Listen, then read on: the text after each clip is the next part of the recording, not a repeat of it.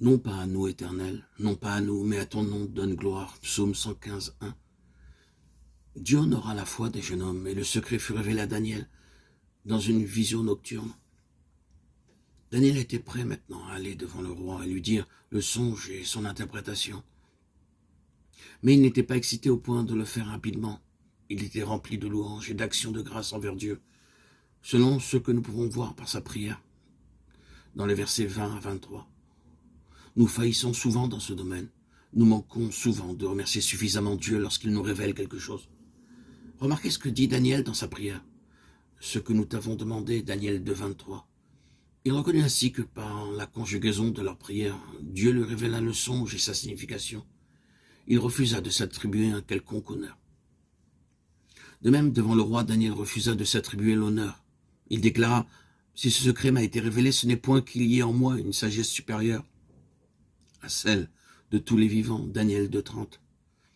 Il y a dans les cieux un Dieu qui révèle les secrets.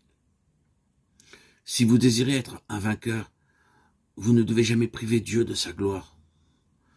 L'apôtre Paul disait, « Par la grâce de Dieu, je suis ce que je suis. » 1 Corinthiens 15, 10. Il reçut beaucoup de révélations de la part de Dieu, mais jamais il ne s'attribua aucun honneur. Il témoigna toujours que ce qu'il faisait était par la grâce de Dieu. Vous devriez toujours vous cacher vous-même et dire, « Ce n'est pas moi, mais Dieu. » Dieu est au milieu d'elle, elle n'était point ébranlée. Dieu la secourt dès l'aube du matin. Psaume 46, 6.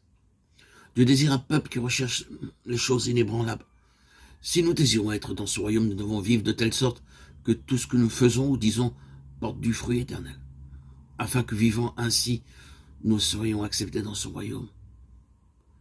C'est le test de Dieu pour nous, si nous désirons vaincre. Dans son songe, le roi vit une étrange statue. La tête était d'or, les bras d'argent, le corps d'airain, les jambes de fer et les pieds en partie d'argile et en partie de fer. En comparaison, une toute petite pierre seulement touche les pieds de la statue. La petite pierre qui a bâti la statue devint une grande montagne et remplit toute la terre. Dieu montrait ainsi très simplement que toutes les choses faites de main d'homme finiraient soudainement. Tout ce qui sera de Dieu seul ne sera pas ébranlé. L'œuvre de Dieu peut commencer d'une manière simple, mais elle demeurera pour toujours. Dieu n'utilise pas des anges pour prêcher l'évangile. S'il l'avait voulu, il l'aurait fait. Il utilise d'humbles hommes et femmes, des vases faibles et petits pour annoncer l'évangile. Ainsi, il brise les forteresses de Satan et établit son royaume.